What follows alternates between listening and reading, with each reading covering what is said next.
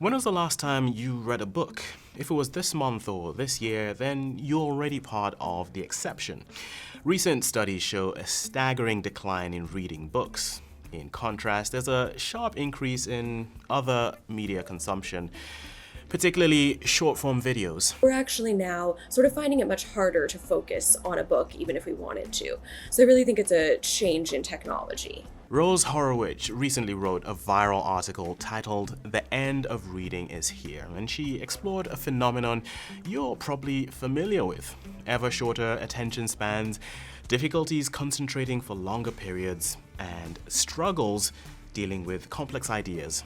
Yes, so this is a trend that's been going on for a long time, and it sort of started with the television, which crowded out time that people used to spend reading. I think by 1985, the average American household spent 7 hours a day in front of the TV. So it just substitutes in a lot of time. Then, with streaming and internet and smartphones, it becomes, even harder to find time to sit down with a book. And, I argue that over time, these social media platforms, which might have initially, been kind of text dominant, are now switching to short form videos. And that's kind of getting us so accustomed to switching between, different frames, switching between something if it doesn't immediately grab our attention, that we're actually now sort of finding it much harder to focus on a book, even if we wanted to. So I really think it's a change in technology.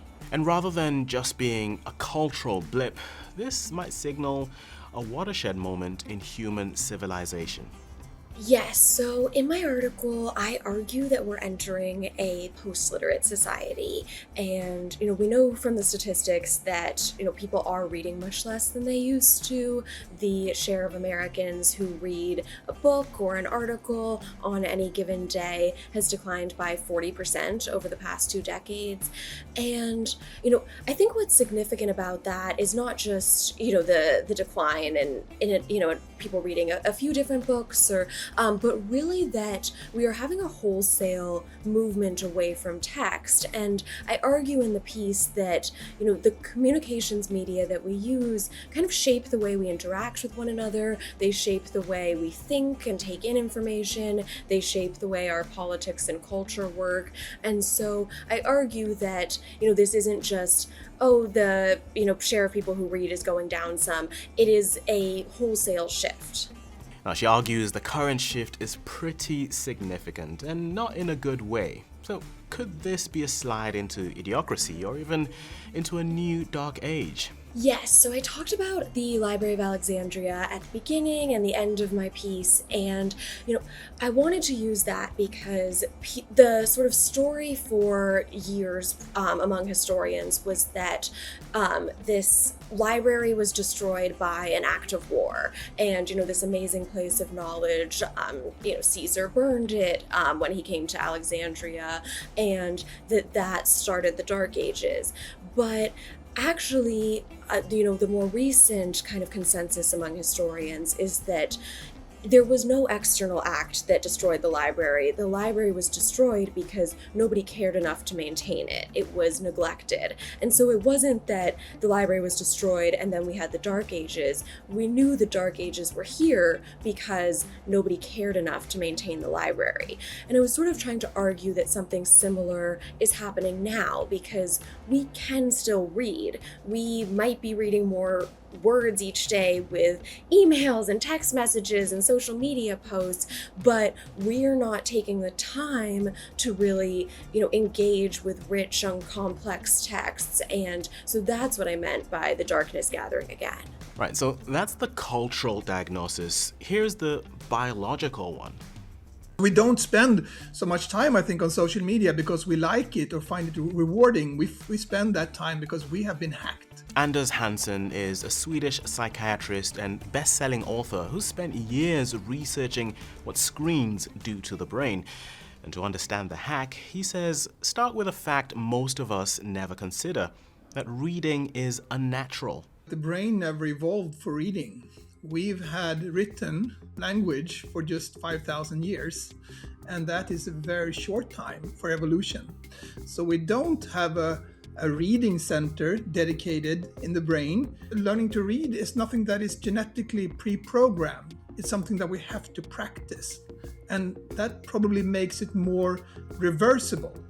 It's vulnerable to decline if we don't use it as much. Vulnerable to decline.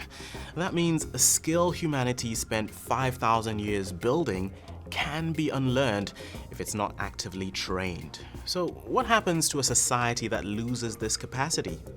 We've had a huge increase in IQ during the last 100 years. If you do an IQ test today, and you will get 100 points, which is the average, you would have had 130 points 100 years ago. So that would have made, if your average IQ today, you would be among the 3 to 4% of the population that is smartest. If you had 100 points average 100 years ago and you do the same test today, you will have an IQ of 70, which is the border of mental retardation. This doesn't mean that our ancestors a couple of generations ago were stupid. It means that we practice these things a lot more. And we have become smarter because we have practiced the things that are measured in IQ test. We read more, we have longer education, and so on and so forth. And this really shows that the brain is plastic. It will adapt to whatever surroundings it finds itself in. So if we stop reading, will this turn down again? We will go back in IQ, and that's perfectly possible. So the fact that we are not reading anymore, we don't know what the consequences will be, but I see it as a big experiment, actually. A big experiment, 8 billion subjects, no control group, and what it costs us might only be obvious once it's gone. Who could memorize the Iliad or the Odyssey today? Like, we don't practice it, so we're not ready to do so. And yet we would say that that's, been a worthwhile trade-off. So I do think that, as we transition to a different technology, it actually isn't crazy to think that writing and reading would go away. This has happened before, and it just involves very big trade-offs. So the idea of reading a book could actually become a thing of the past. Yes, I think that it will just go to be a very small group who read and write. I spoke with a historian who already compared it to like a niche hobby like orchid, like gardening orchids or stamp collecting. And so I think we'll just see that pool of readers getting smaller and smaller. Screens aren't new. Television owned our evenings for decades. But what's happening now is different. So we seem to get more and more easily distracted by our screens. And there was a study done in Sweden at the Karolinska that actually showed this black and white, where they had students followed, almost 8,000 I think, and they were followed between 10 to 14 between those years in their lives. And it turns out that the ones who spent a lot of time on social media, their ability to focus was reduced during this period. Computer games or TV did not have that effect. It was just social media. So maybe that shows that we are getting used to so much fast, chopped up information that is easily digestible that we don't practice our ability to focus on one and the same thing to get immersed into a book. And what we've also seen in the whole of Europe during the last 25 years is that reading comprehension has dropped. This started 25 years ago, so it's been going on for a long time, but the decline has been especially fast during the last 7 years. So maybe social media has turbocharged an already existing development.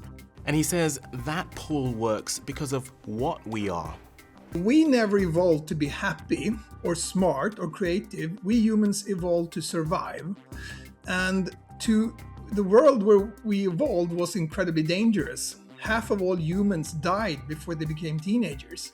And they did not die from cardiovascular disease or cancer or stroke, but they died from dehydration, starvation, accidents, bleeding, murder, and so on.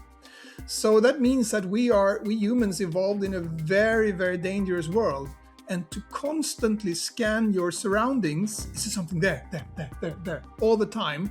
That made a lot of sense. So focus, which we value so much in our society, is actually something that is very fragile for the brain, and it should be fragile. We should be easily distracted because that helped us to survive. We spend that time because we have been hacked. These companies have hacked our psychological Achilles heels.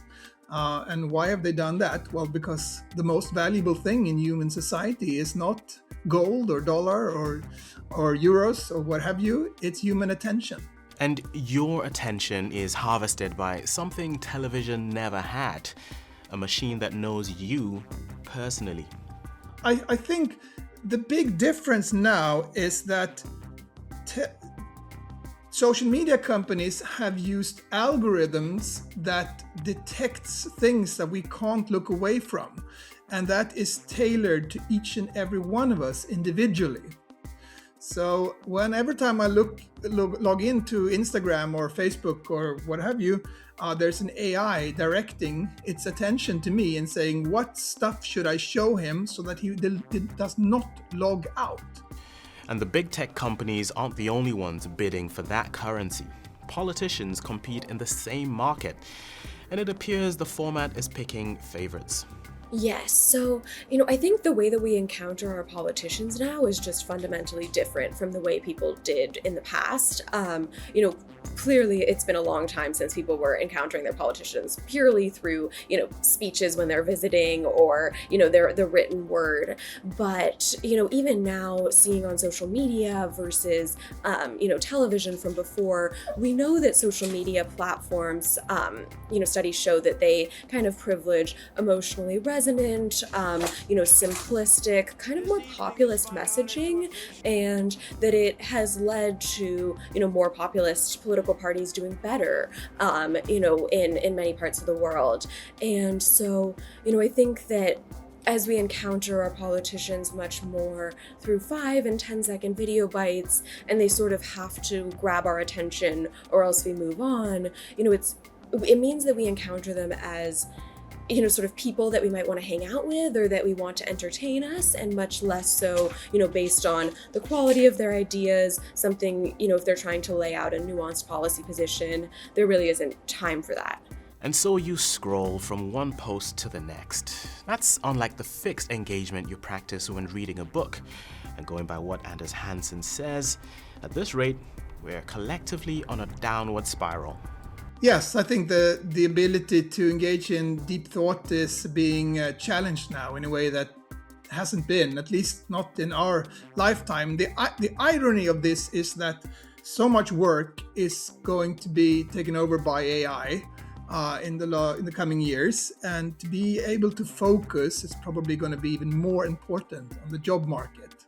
So therefore, what we really need in a digital economy is exactly what's being deprived of us in a digital economy. And I think this all boils down to the fact that we need to understand that we never evolved to be focused or happy or anything like that. We evolved to survive in a world that was very dangerous.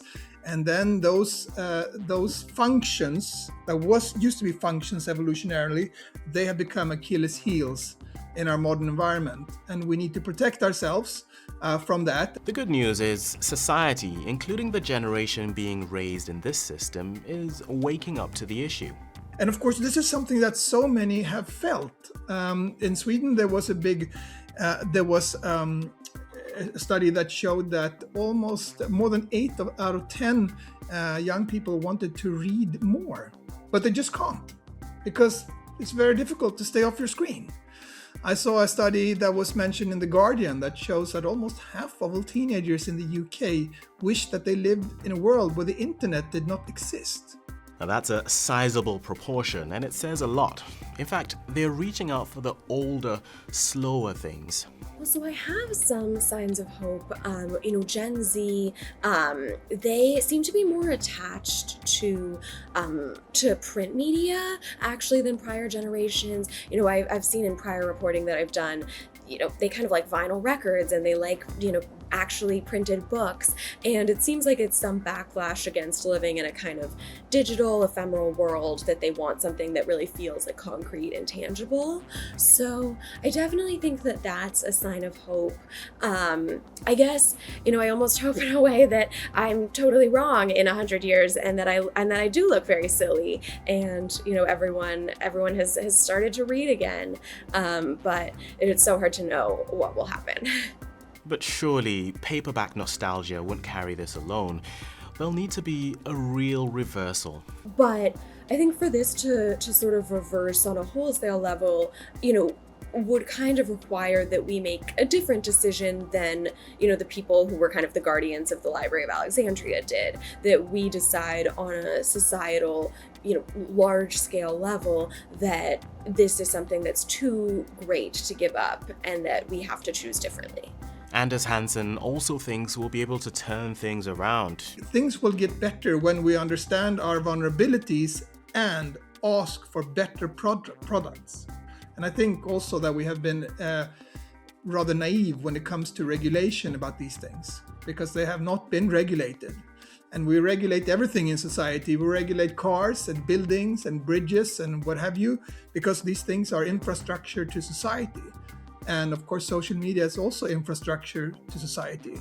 But for some reason, we have accepted that they should not be regulated. Perhaps we have just bought into the narrative of the tech industry. And that narrative is that either you are for technology, you're for the future, or you're against it. You're a Luddite, you're a break. And I think that's a wrong metaphor. It's not about being before or against technology, or before or against the future. It's should this technology, which has become so vital in everyone's life, be developed with the interests of the user or the company? That's the question. Ultimately, reading is just too great a practice to let go of. Like, people are, thinking, oh, reading, it is kind of a frivolous activity sometimes. You don't need to do it. But I talk about in the piece how this is the way that all the world's knowledge has been passed down to us. And, if we don't choose to read that, we are sacrificing just our inheritance from human history. And so I definitely think, my reporting showed and tried to make a case that that is a huge price to pay, and that we would be giving up, something really wonderful in not reading and not taking advantage of, all the information and the history and the culture that we've been given, from the past 6,000 years. And that takes us back to the library in Alexandria. The scrolls remained on the shelves while generation after generation looked elsewhere until the darkness had gathered. Rose Horowitch says it's happening again, but there's room to turn things around. At least you made it here to the end of one long argument. The skill Anders Hansen calls reversible hasn't gone anywhere yet. And what happens to it next is decided in small moments, like after this video ends and your thumb hovers over the next thing.